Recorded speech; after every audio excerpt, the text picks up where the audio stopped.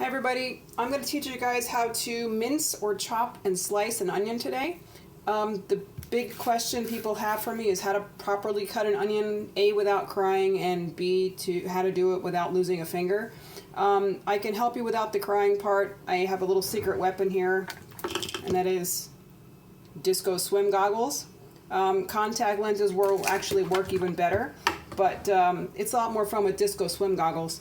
Anyway, we're going to start with a couple equipment needs. First thing is, boom, one of these. This is a chef knife. This is a knife that is actually curved towards the tip and that is designed specifically for an onion, believe it or not, or for chopping herbs. I'll show you what I mean in just a minute. We have an onion peeled and cut in half because round onions roll and flat ones don't, so we'll use a flat onion.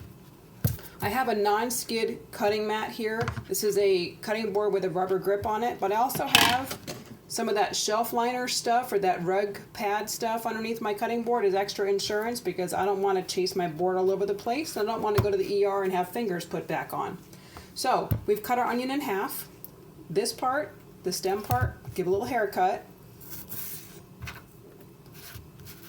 This is the root end. We're going to give us a little tiny shave, just a little shave. We're not going to cut all the root off. I want to make sure that that root ball is intact to hold it all together. If I cut that off, what happens is I end up losing all the cohesiveness of my onion and it goes as I'm trying to cut it.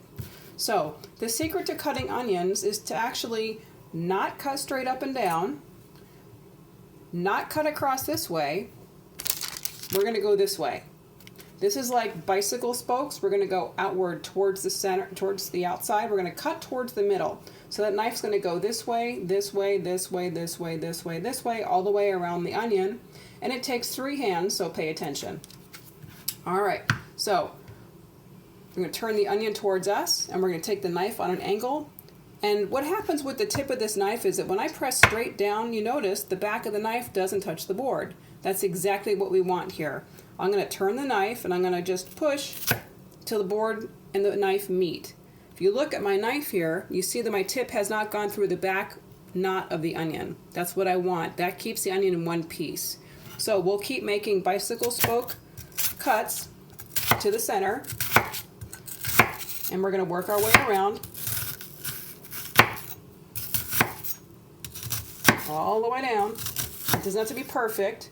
Now, when I get to this part where I've got to either do this or turn my onion completely, I'm just going to turn the onion a little bit, hold on to it over here, and bring the knife in. Little bits.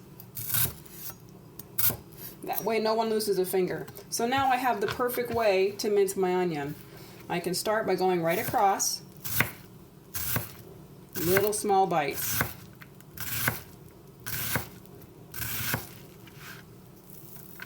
That's pretty much it. Now when you get to the end here, it gets kind of awkward.